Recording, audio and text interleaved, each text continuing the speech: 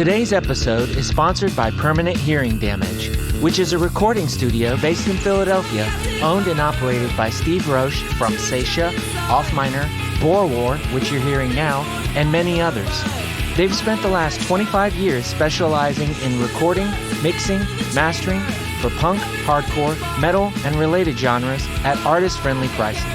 Some recent clients include Piers, Foxtails, Masanera, Closer, Rambo, Stinking Lizaveta, Sanagi, and Witching. Contact Permanent Hearing Damage via their website, permanenthearingdamage.com.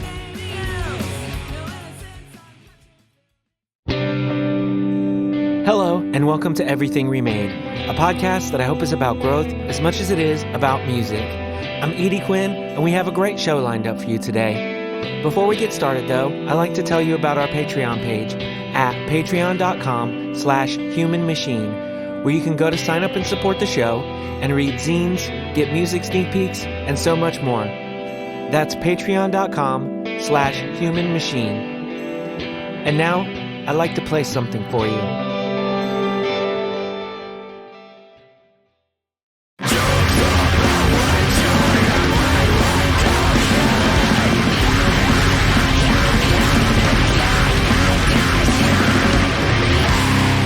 You're hearing Night Wept by Low Before the Breeze, featuring my new pal Andrew on guitar, vocals, and synthesizer. The song comes from their new album, A Hole Beneath the Home We Shared, which releases May 30th.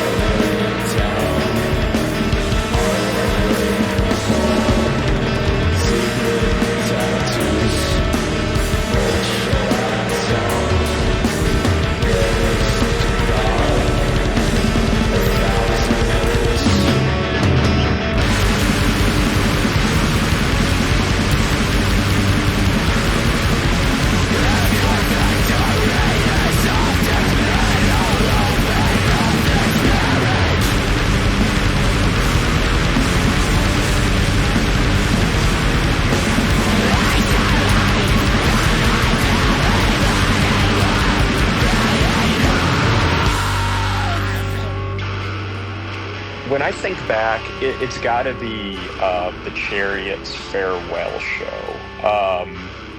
I had just graduated high school at the time, and I had been going to, shows my parents would drive me to. I had been going to bigger shows in Atlanta, but the Chariot were a band from the metro Atlanta area. They were from Douglasville specifically, and they did this big blowout farewell at this little venue called Seven Venue in Douglasville. And it was the closest thing that I had ever come to a DIY show. It was just in this warehouse, essentially, and there were... the vocalist was swinging from a rope from the ceiling, and it was as many people as you could imagine, no security, people flying off the walls. And up to that point, I had been a really obsessive music fan, but I didn't think it was for me. I didn't think that I could do the thing. And then I watched and I was like, they're hardly even playing their instruments. They're kind of just up there flying around. Maybe I can do that.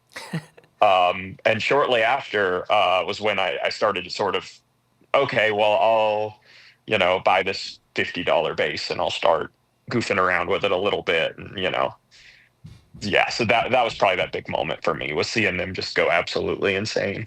Yeah, I often think my biggest thing, my big mistake is that I don't write songs that are easy enough for me to just not really play. And and just because I want to do the other thing, but then I'm oh, I made myself too busy.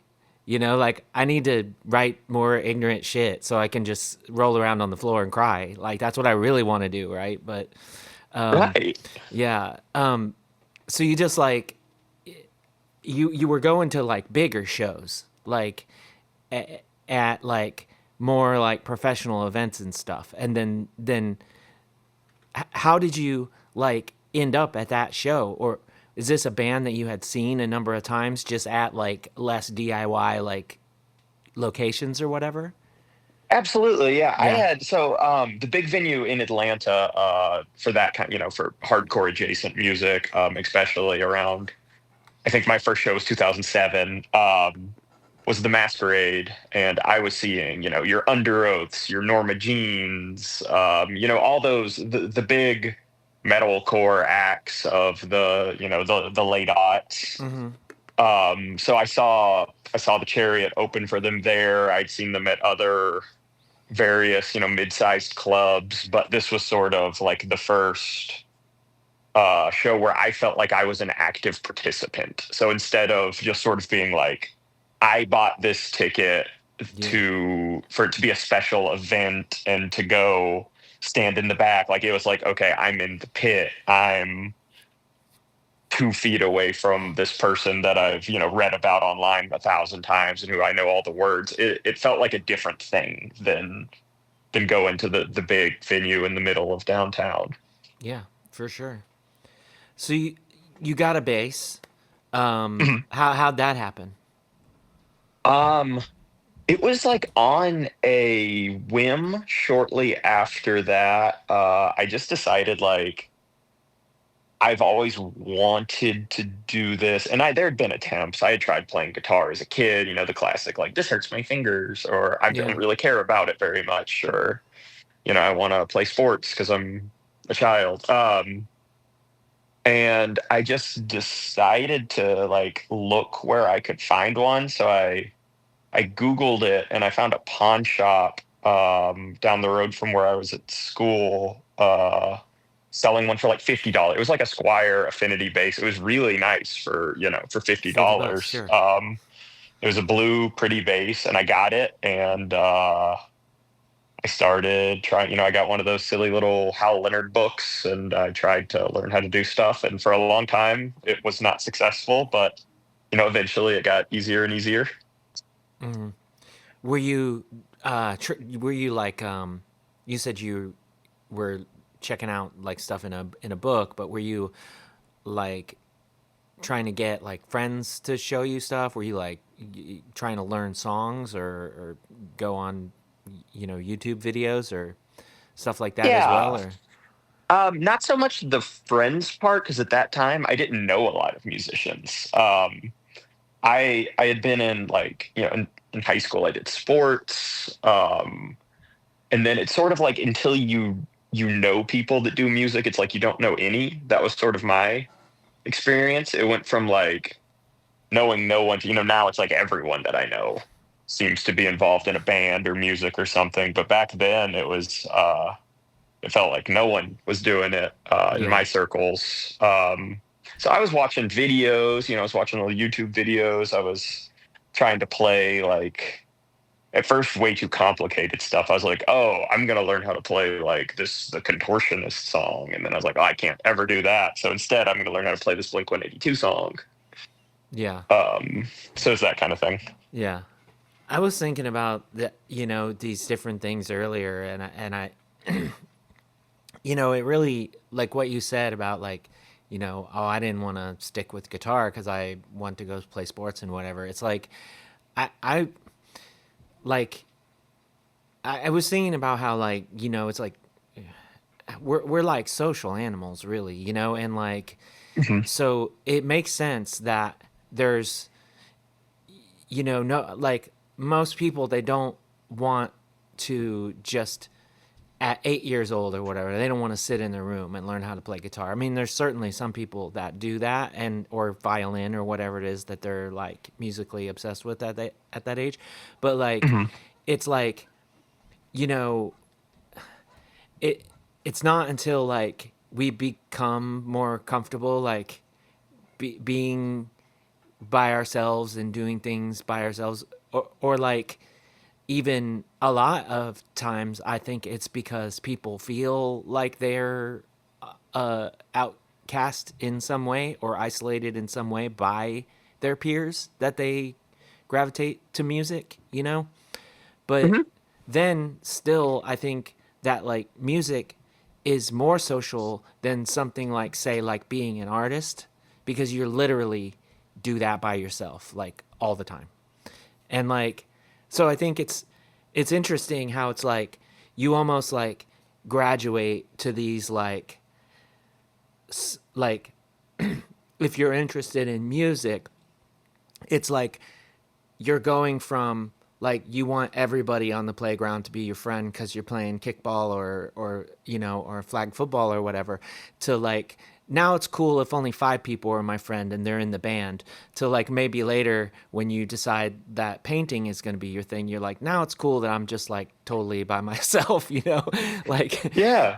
like it, I don't know what else that says like about like, you know, these particular arts and how we take them in, you know, because music is both a social experience and a one-on-one, like not one-on-one and only you experience, you know. It's both, like Hmm. music with your friends that you're making with your friends, that you're going to a show and there's lots of people there and it's a social event, or you just put on your headphones and you're the only person that can hear it. But like, you don't read a comic book with somebody. You know what I mean? Like Hmm. that's kind of Yeah. what I'm, you know, like art, you can create a social experience out of that as well, you know, but like, and you know, I mean, sure, you can, I don't know, you can bake social experiences into any kind of art, like a book club or whatever. But you know what I mean? It's, I don't know. I was just, that's just me thinking about this kind of thing way too much earlier, and now it's spilling out right now. But yeah, No, I get it. yeah, It's sort of like or at least going off of what you were saying about halfway through that was like, as we evolve, you know, in age and have just sort of this higher level of comfort with being alone, with sort of understanding who we are. There's this higher tolerance to have like a smaller social group or even to be alone. And hmm, that lends itself to just different activities, different artistic outputs, or even just a artistic output where previously there was none. yeah, Um, yeah. yeah.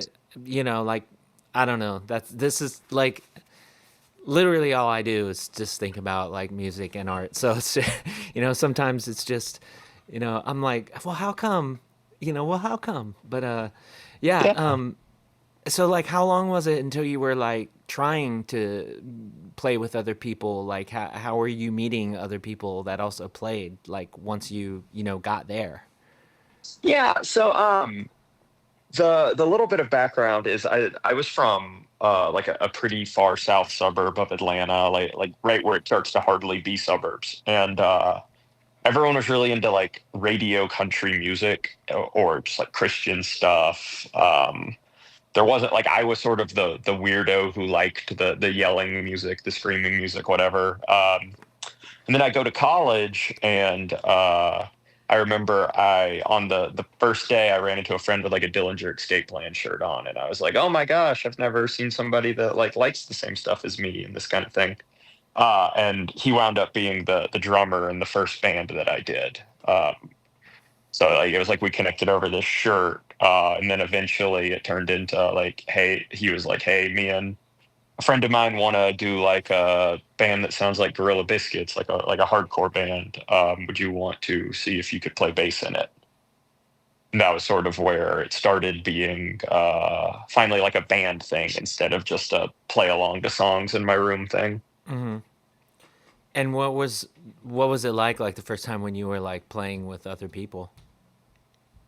So much harder. It was so much harder than it had been when it was like my room. Like I was like it was all moving so fast at first, and I was like, what is happening? But then it was like it was this camaraderie that I've been looking for. I feel like my whole life, like what I thought that playing sports had been supposed to have been like. Hmm. It was like, you know, these people feel like my family, and we're having all of these like cartoonish experiences playing shows that you show up and there is no show, or well, actually now we're playing at this person's basement, or Hmm. like those silly things that happen when you're all figuring out how to be in a band, and you're playing to three people somewhere. Yeah. uh yeah, it was like it was all this life immediately that I just didn't really think got to happen for me. It was very cool. Yeah. While we're talking about that, what would you say is the like what's the wildest show experience that you've had? Like whether it was just like some absurd thing or like, whatever. um Wildest show experience. Goodness, I feel like cartoonish things happen all of the time. Like the first show I played with the current band I'm in, it was like our very first show, was one of those where you're like talking to somebody and they seem super normal, and then it's time for the first band to play and they're a noise artist, and they just like throw a bottle on the ground and start rolling on it and like make themselves throw up, and you're like, what?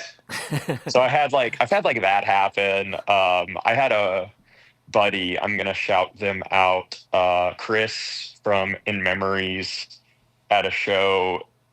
They're the vocalist, and when they kind of jumped out in the crowd, uh, this girl throat punched them and then did like the Fortnite dance over their body on the ground. Like, so that's like, and that's not me, but that's something that I've seen, and that was like the funniest thing I've ever seen in my life at a show.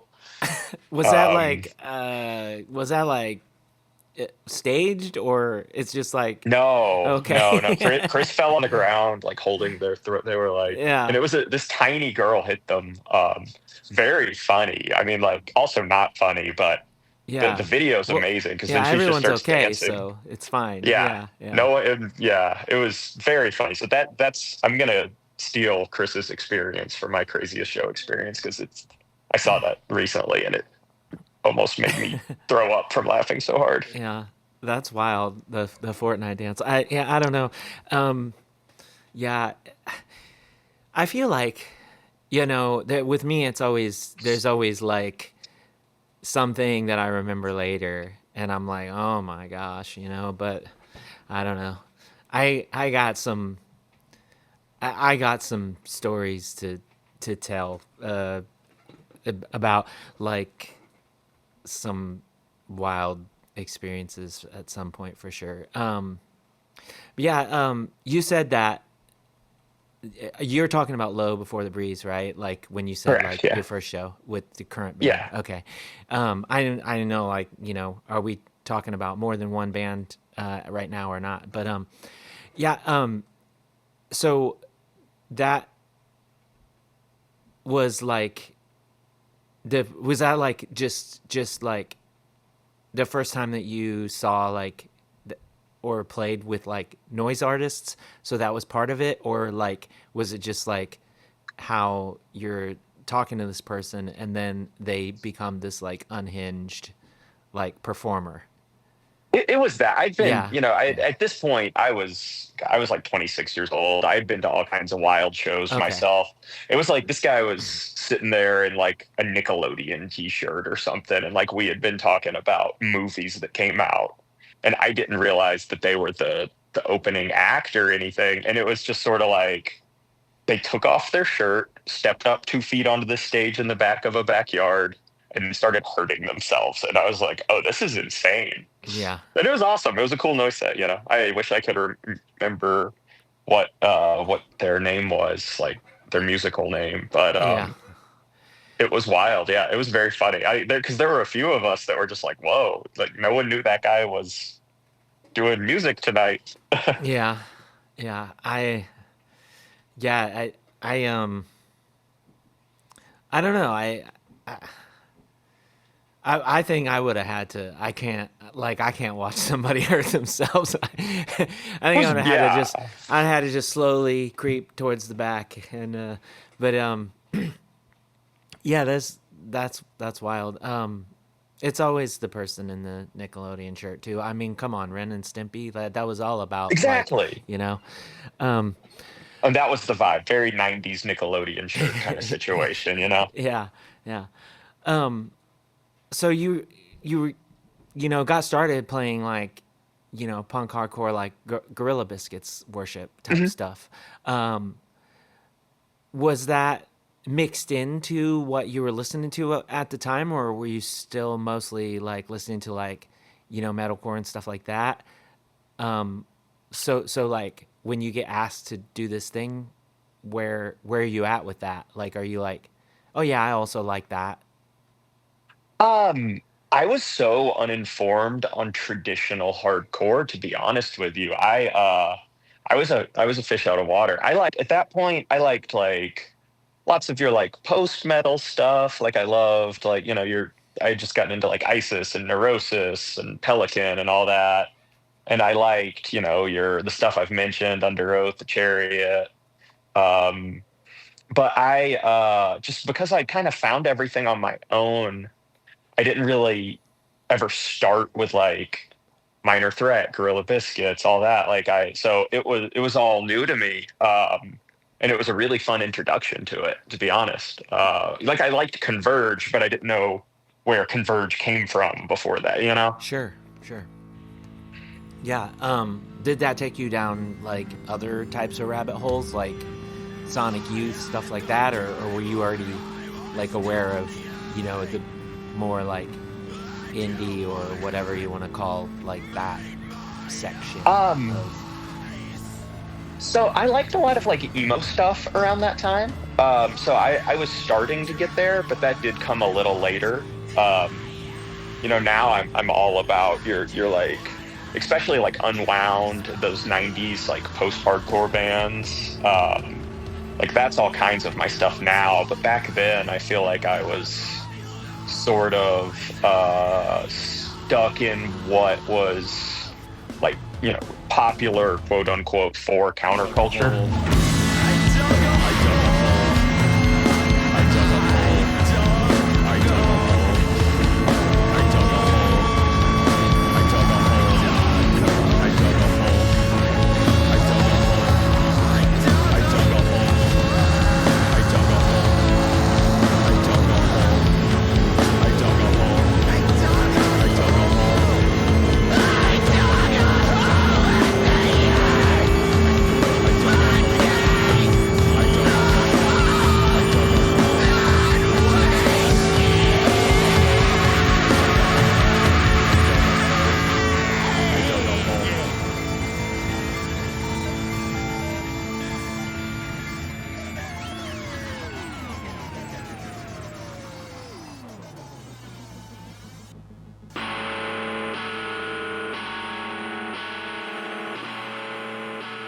I'm only guessing by like the bands you mentioned, the time period, uh, and all that. But it's like, yeah, music, like like discovery or whatever, didn't really hit like what it is today until like, you know 10, 12 years ago, in like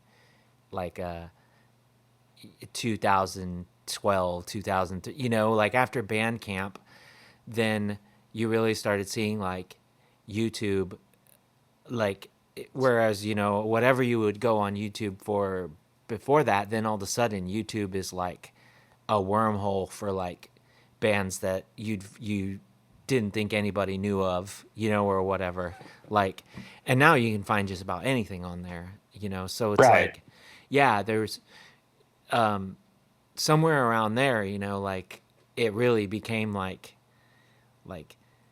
if you're just like, oh, I just heard of this band called Orchid, and you put in Orchid, then the next thing you're going to be shown is Portraits of Past and like this, and in page 99, the next thing, like within an hour, you're going to have like, the 12 like best screamo bands, from the late 90s, like in your vocabulary. But like, prior to that, it was a lot of,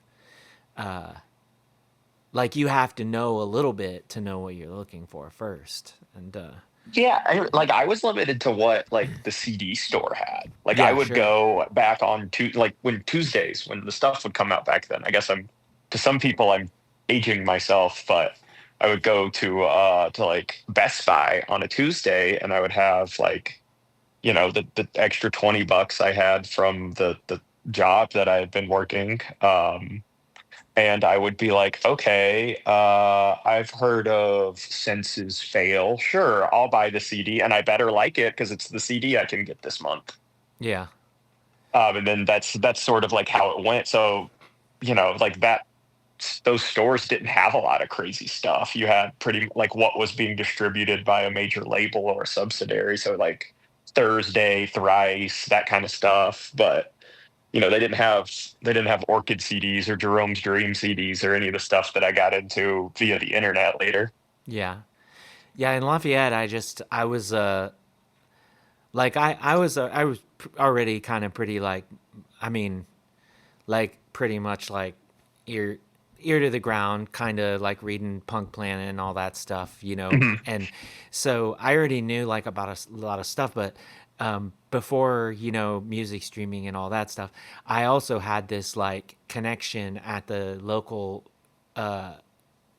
music store where this kid that I knew that came to like my band's shows and stuff, he worked there, and he would just come up like when I went in, he would just come up to me with like a stack of CDs and be like, "Take these," and he'd like just come up when you're ready to check out, and I'd go up to the counter and he'd ring them out like for like quarters a piece instead of like $15 a piece or whatever, and Whoa. and I didn't feel bad about it because it was a local record store, but like the guy who owns it is a multimillionaire, so it's like I didn't feel bad about it, like you know, Sure. um, it's just it's this wild thing where like the guy who owns it, he owns this whole building, and he owns like multiple other buildings, and he's owned them for so long that like basically the property was like whatever, but then this whole like college campus got built up around it, and so it's like now this is like the hottest property on campus, and he like rents out the rooms above the shops and for ridiculous amounts of money, and so it was like this thing where it's just like, yeah, I don't care, I don't feel bad, like, Right, and right. he's not going to go out of business like literally ever, because he's just like, this is what I do, like I love to have a record store, and I love to like whatever, and yeah, I don't know, like real weird real weird thing too, like supposedly he lives in the building still to this day, and I mean I've seen him there, and like Whoa. he talks to me because he has sold he has sold my band's records and stuff over the years, and Right, right. it's like, I know he doesn't listen to this, so he's not gonna be like, oh, you stole thousands of dollars worth of CDs from me, oh that's fantastic, but yeah, that I mean that this kid would just come up and have you heard of this new band at the drive-in, and I'd just get the CD for 25 cents, and I'd be like, holy shit, and Whoa, yeah. yeah, so that was that was my like uh that was my luck there, and how like, yeah, because otherwise like I would only know about like my friends' bands and bands that I was playing with, but through that I got to hear like, all kinds of bands that were like a little above like the DIY level and stuff like that. But That's so cool. That's such like a blessing, like somebody that's just sort of like basically spoon feeding you like, yeah, some pretty niche art. yeah. I mean, like, and it's like, you know, it's wild too, because like, I had like lots of friends that had worked at that place, over the years and stuff, and Mhm. and everybody was kind of doing whatever they wanted, like to a degree, like just like because they carried like guitar strings and all this, and it's just like, oh, you need some guitar strings, and so like this guy didn't know it, but like not only was he like providing the space for this culture, for this like whole area, but like he was like literally supporting like people's bands and stuff, getting people getting free guitar strings and stuff like that. But I've also It's bought so guitar interesting. strings there. No, I've also paid money for records there.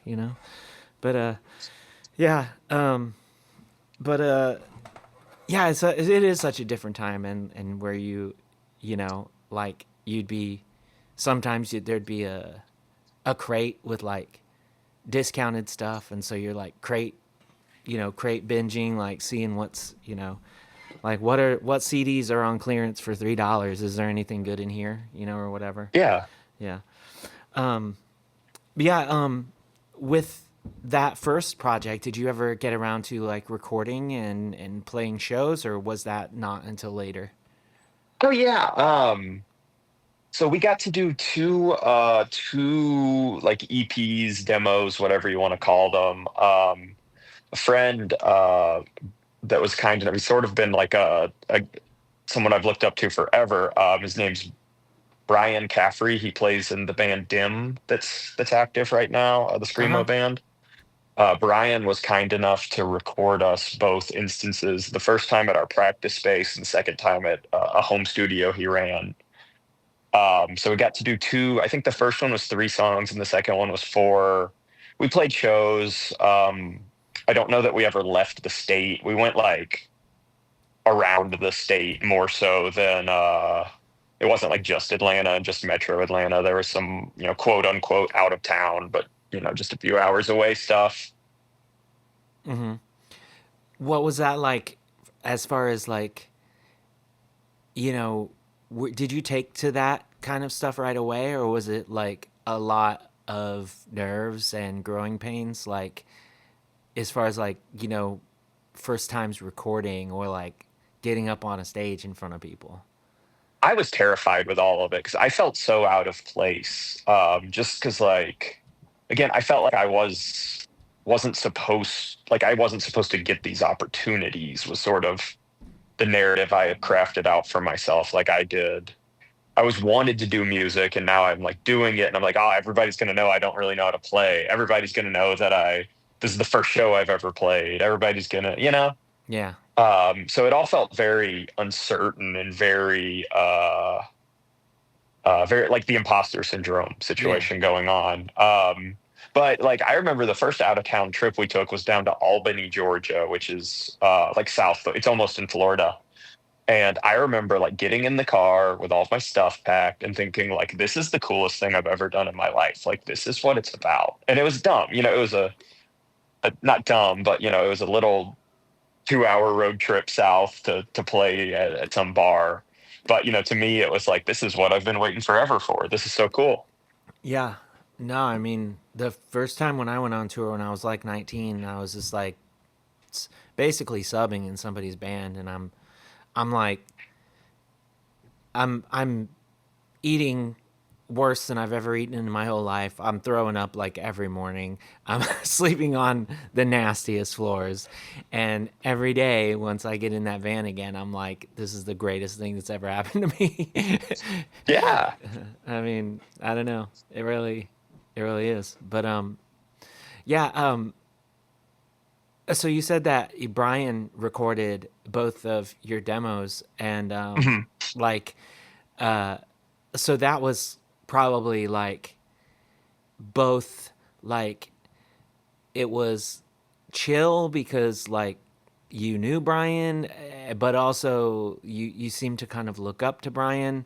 So that like did that like balance out the nerves in a way, or was it like just intensified them more, or like like I think it intensified them more, to be honest. I yeah. was at the time Brian was in this band. There were two bands. It was Jebediah Springfield, which was like an emo band, and Fishmonger, which was like a hardcore band with some of the folks that went on to be in that other band I mentioned, In Memories. Mm-hmm. And yeah, they were like all real, like people who I'd paid to go watch play music. Mm-hmm. And I wouldn't say that I was like friends with Brian before the first demo. He knew our drummer, um, but that was sort of it at that point, and we sort of formed a friendship afterwards. But yeah, I was terrified recording, and I was off time, and I feel like it's one of those things that like you learn how to do it by doing it. Or for me, that was the instance, and I did not know what I was doing at first. Yeah, um, you really do like, you know, you said that you found playing with people like so much harder than playing with um, like a track in your room or whatever. And I totally get that, but I also think that like there's just whatever factors are at work. Like when you do start playing with people, or when you do start like getting to the point where you're recording, like you learn so much faster like that way than Oh yeah. like you could spend 3 years like in your room like doing tabs and doing whatever. I think but you could spend like 2-3 months playing with other people and it would be the same result. Like you would just get it faster, like. Yeah. 100% agree. And I mean, I don't I don't know. I it's obviously like when you get to a certain point where you're just like comfortable like being in either one of those situations, I think that you can rest on your laurels a little bit. But like still, like I don't get to play with other people that often, and when I do, it's always like, oh yeah, this is like so different and cool. And yeah, I don't know. I get too carried away though at that point, because I'm just Yeah. I don't know, I'm ready to have fun.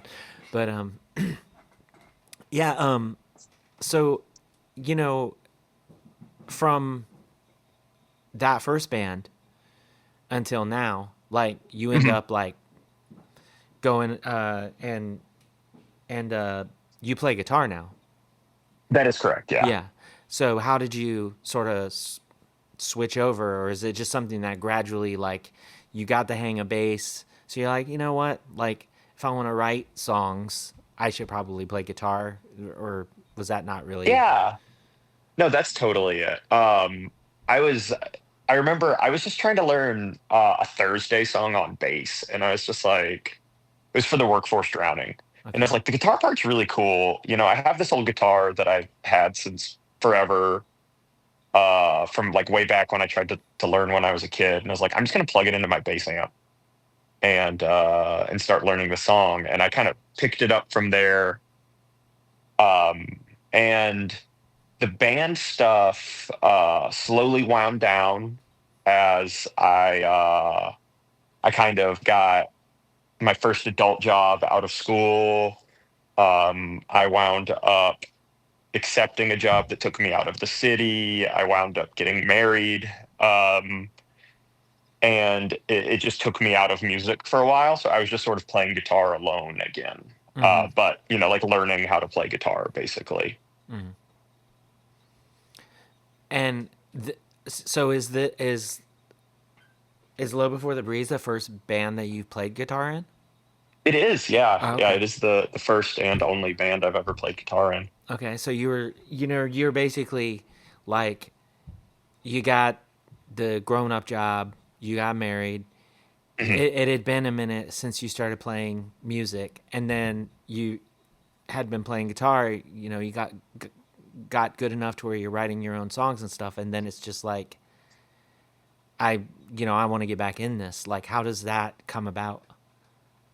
Yeah, I don't know how comfortable with like personal stuff you're getting, but you're comfortable with. But basically, there hit a point in my life where I was deeply dissatisfied with like everything. The very young marriage was failing.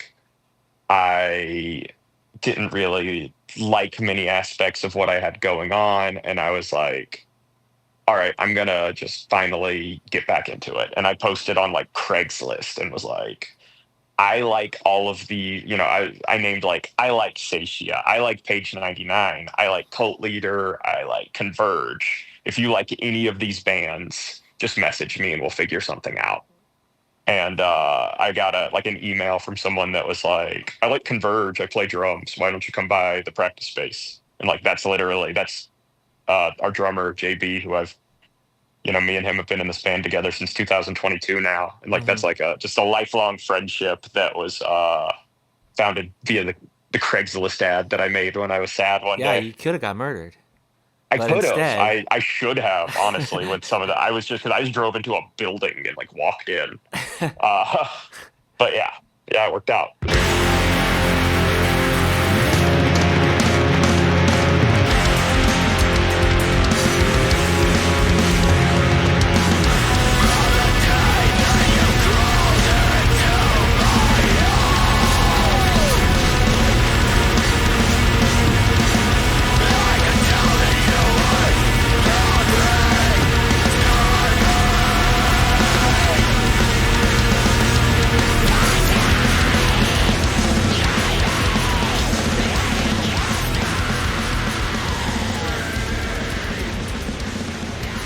I believe that JB's one of JB's kids has bought tapes from me before. Maddox, it's got to be Maddox. Yeah. It seems like he's got some stuff going on. That's really cool. And I was like, really just like, I don't know what I was selling. And he was just like, like I love Coma Regalia. My dad plays in this band that was on the covers compilation. And Hmm. I was like, this is so fucking cool. like this is like so cool. Like wait, so your dad likes my band enough that their band, like y'all's band, covered one of the songs on this thing that I like didn't know about until it happened. And then Yeah, like also the son is like into it and I'm like, this is so cool. But yeah. it's very cool. Yeah. Yeah, JB is a little bit older than me, and he is Maddox, his son. Is very involved in the local hardcore scene. Runs a label slash like tape distro called In Poor Taste and books under that name as well. And it's very cool, honestly. Yeah. It's very, very cool. Maybe he'll book y'all one day. Oh no, Maddox has booked us. No, Maddox booked us with oh my gosh, I'm blanking. Like one of the larger screamo bands that I've ever played with. Maddox, but give me this is that's for awesome. Like it's fun. It's funny. podcasting. Like Oh, it's. Usurp. Oh really? Maddox booked us with Usurp Synapse. Yeah. Oh yeah. That's Very wild. funny. Yeah. Yeah. Anybody who's listening to like more than a couple episodes probably knows, but I used to work with all those guys, and that's actually how I came in to live in that house that's on the cover of that covers compilation. Really? They used to live there, and we all worked at the Papa John's together. And they used to do shows there, and they were like, "We need somebody to sublet this place and take it over. Would you want to do that? You can totally like have your bands practice here, and you can do shows here." And I did that, and I lived there for like 20 years. and Oh, that's so cool. so yeah, we've known each other for a really long time. But yeah, that was so cool, and that really like I don't know that really got to me because I have children and stuff too, and my Mhm. children do not give a shit. Like they do not want to hear my they do not want to hear my music. They don't they're like, "Are you done screaming down there?" And I'm like, "Not quite," but yeah, I really liked that. Yeah. While we were talking about the covers compilation, I really Mhm. enjoyed y'all's track, and I thank y'all Oh, thank you. so much for being a part of that. But I was curious, like, because I really like how it's like not really the same song. It's So not. Yeah. I was curious, like, what was your thought process with like restructuring that and sort of like keeping like the some themes or and then like obviously the lyrics like Mhm. Yeah. what was your thought process with like creating that from the original and to what it became? Yeah, so it came at a point where we found ourselves without a bass player. Our bass player wound up leaving the band like the week before we were supposed to track it. Mm-hmm. And I had some personal stuff going on at the time that my life was a little bit of a mess. And we had paid for this studio time. And honestly, we were just underprepared.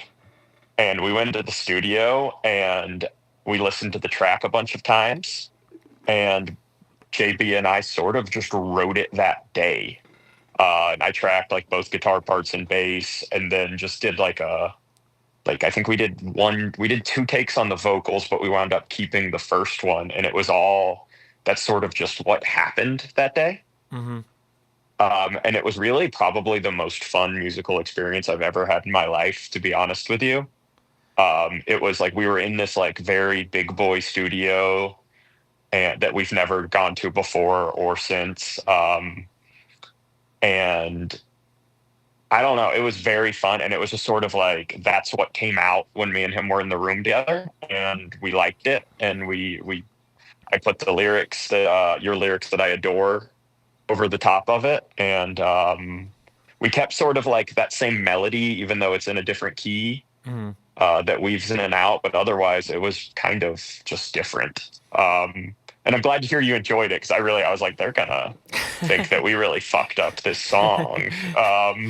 No, I think that I liked all of the interpretations of the songs, and I think it's really interesting to me.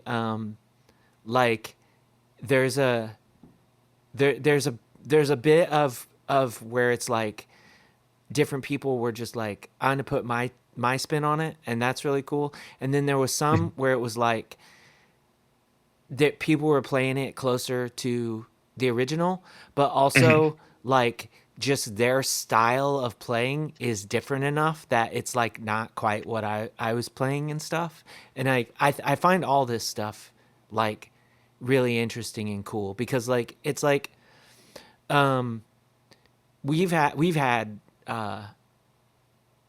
three different guitar players other than myself, but I've written all the guitar parts for Mhm. all the songs, and excuse me, it's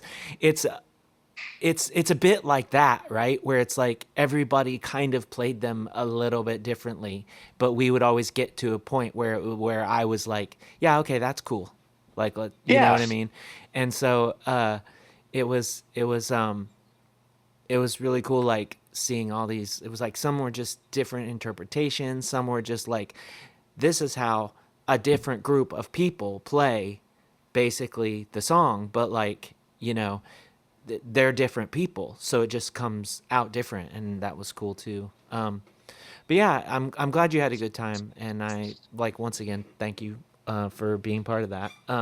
Oh, it was an honor to get to be a part of it. So thank you for, laying the foundation with everything you've done. Oh, of course.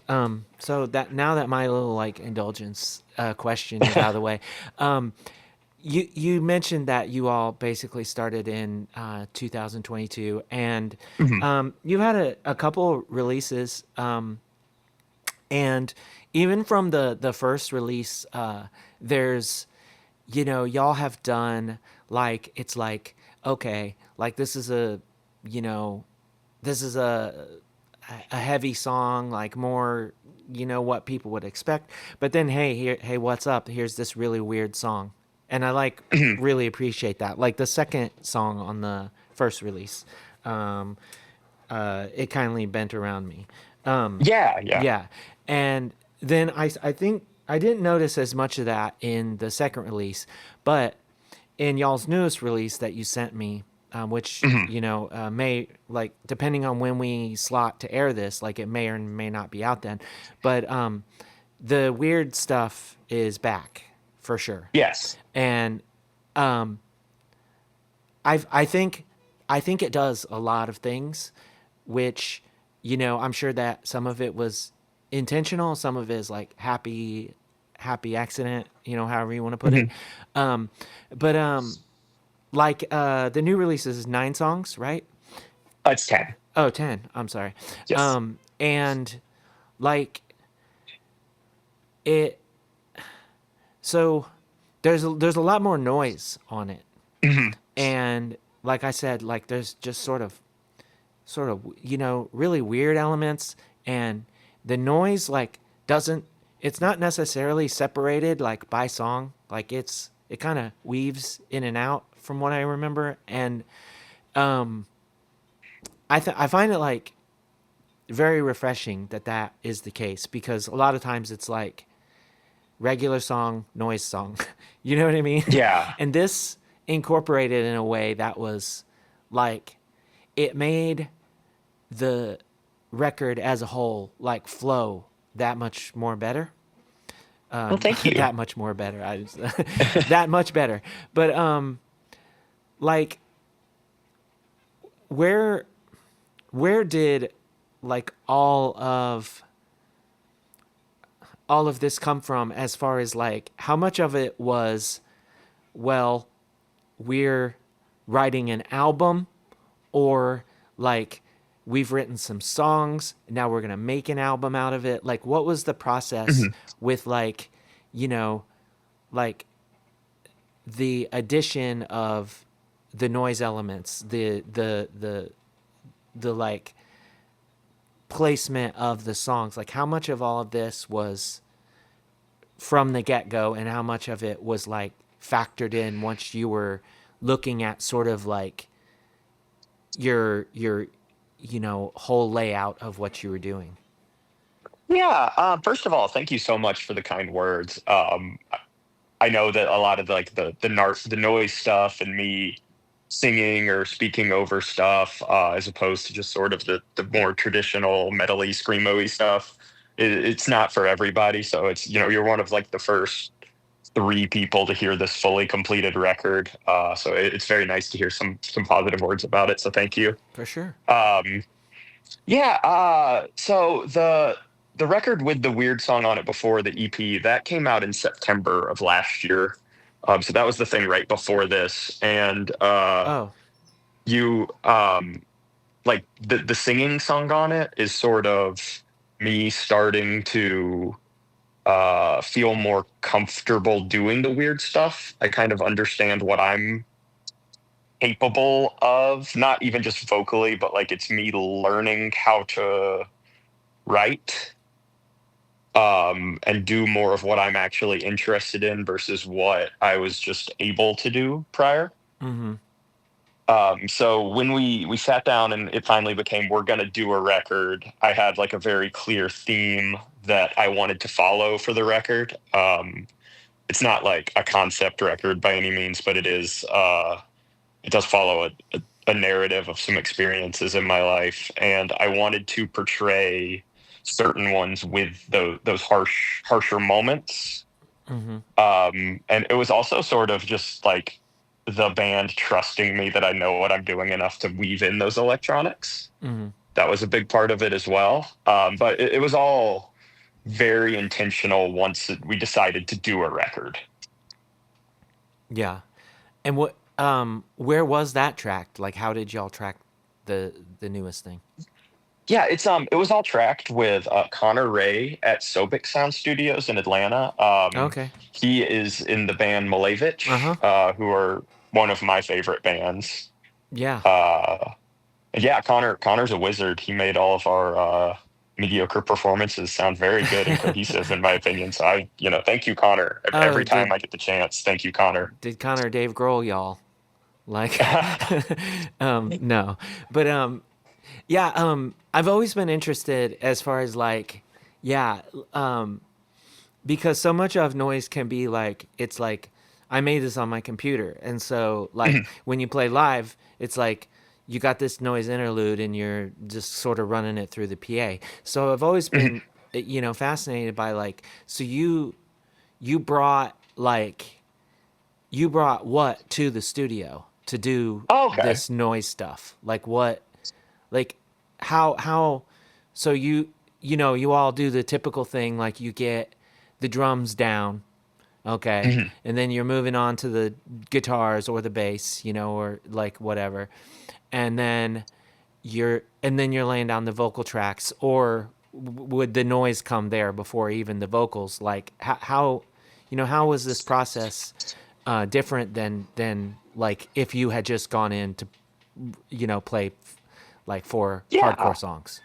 Yeah. So there's a combination. So some of the noise stuff was done at home on my computer just to save money. Uh-huh. And some of it was because I did like, for example, I put contact mics on some like china from my wedding and broke them and distorted that. So there was still some, like, it wasn't all just computer, it was just out of the studio.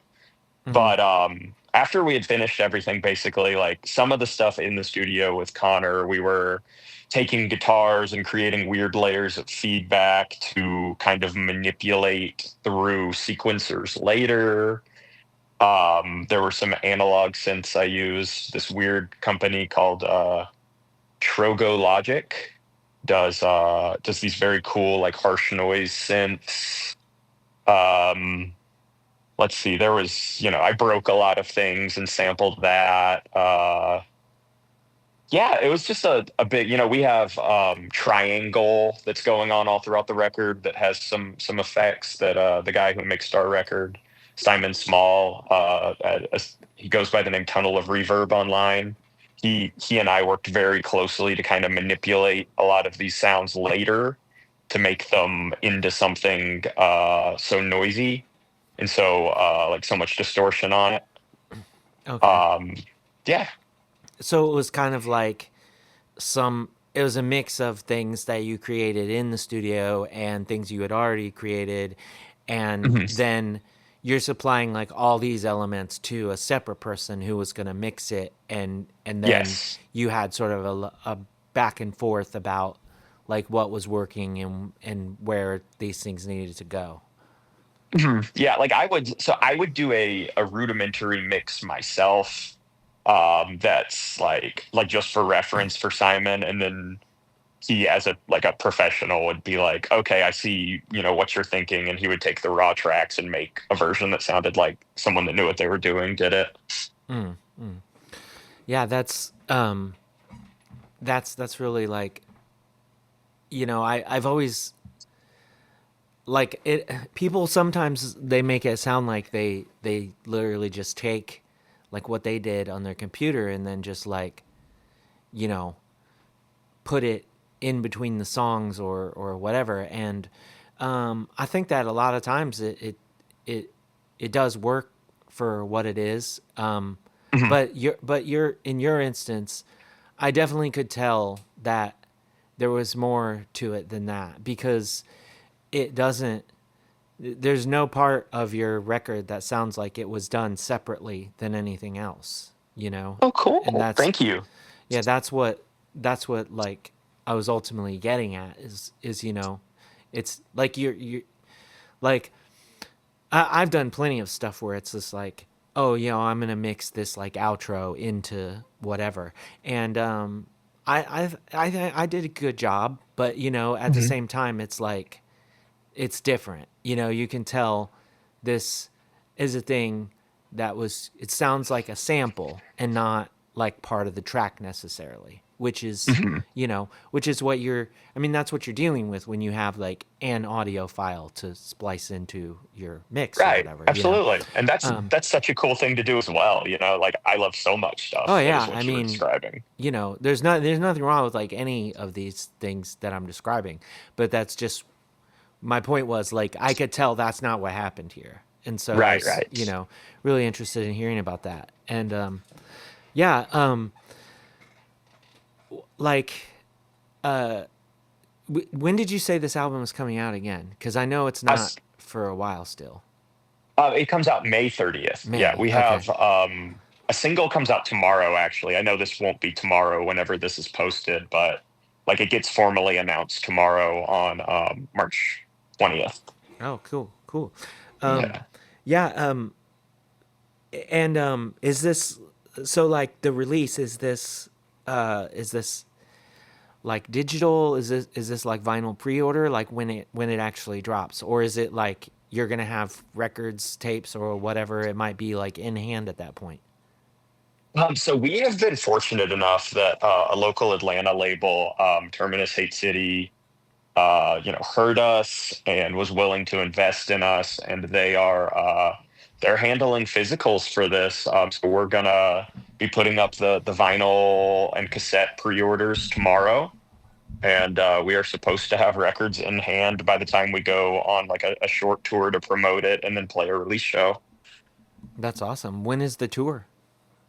It is yet to be announced, but it's going to be the Well, first week of June. first week of June. Yeah. Mhm. And it's Um, still kind of coming together, but it's basically going to be like a 5 day thing up the East Coast. Especially with like JB having a full family, it's kind of hard to do anything nuts. So we keep it 4 or 5 days at a time. yeah. Well, that's a good amount of time too, because like you don't, people don't get super tired of being on the road or whatever. Like Yeah, yeah. yeah, we're not like, you know, like it's I don't know. It it gets harder when you have people back home and when you have like, when you're like not as accustomed to sleeping on floors as you may have been, younger in your life. Yeah. Um but yeah, like you said East Coast, does that mean like straight up to like New York and back, or not even Uh, quite? so I think the plan right now, we're still waiting to get a couple things back, but we're going to do like somewhere in North Carolina, then I believe Wilmington, Delaware, Philly, and Baltimore. I believe is that it might change. We might change one of those out for Richmond, like on the way back. But it's looking like it's somewhere between those two sets of cities.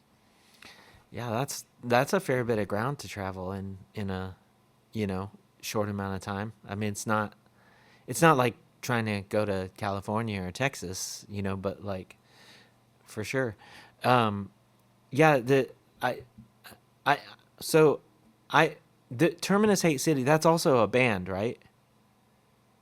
Or is it Jay just does music. okay. He has a band Okay. that's a different name, Oh, okay. but they're just a label. Yeah. Okay, cuz like yeah, I see all their stuff on Instagram and I thought that it was a band that also had a label, um like Portrayal Guilt Records or whatever. Like I thought Yeah, that it was yeah. one of those things.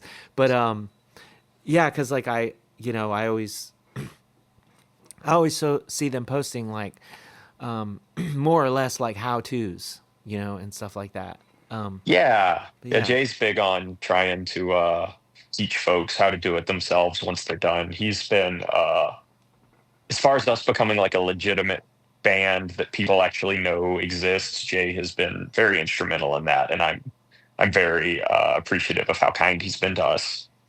yeah, it's awesome. I mean, um, there's a real I think there's a real uh, um, there's a real tendency for us to think that because this information is out there and quote unquote available to people, that like it's easy for people to find out how to do these things themselves. But I don't think that like I don't think that people who have done X, Y, or Z a couple times remember what it was like to necessarily to feel like you had no idea where to start, you know? Right. And so like all of that information, when you think uh you're preaching to the choir, or however you want to put it, like about like releasing your own record, or getting your stuff on Bandcamp or whatever,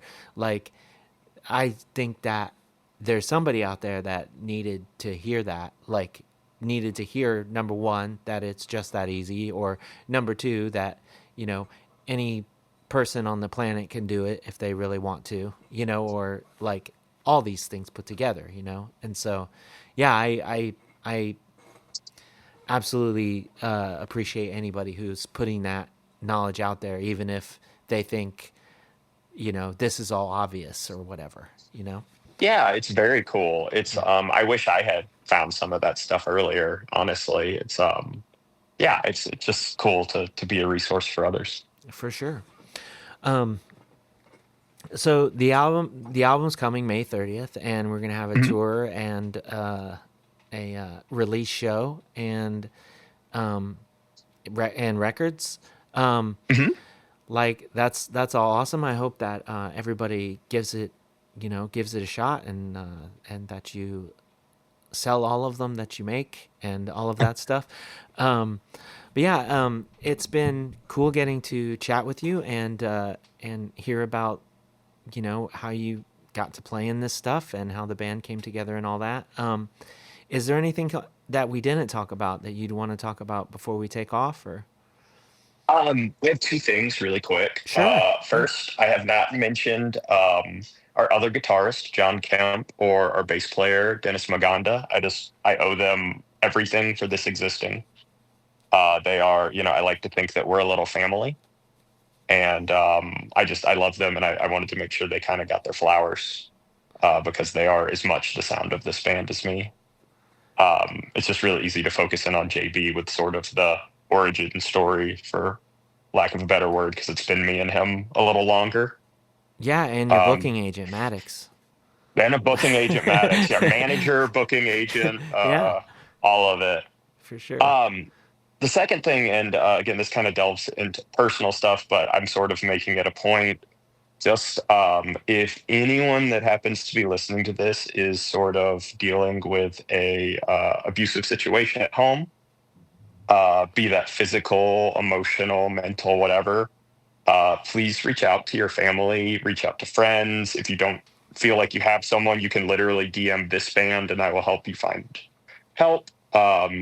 I've been there and it's a really scary place. And, if anyone listening is going through it, there is help. And that was my conversation with Andrew from Low Before the Breeze. Thank you so much, Andrew, for taking the time to chat with me. Thanks to all of y'all for listening wherever you are as well. Don't forget to subscribe to the Middleman Records YouTube page for updates on the show and new episodes. Until next time, take care and do good things.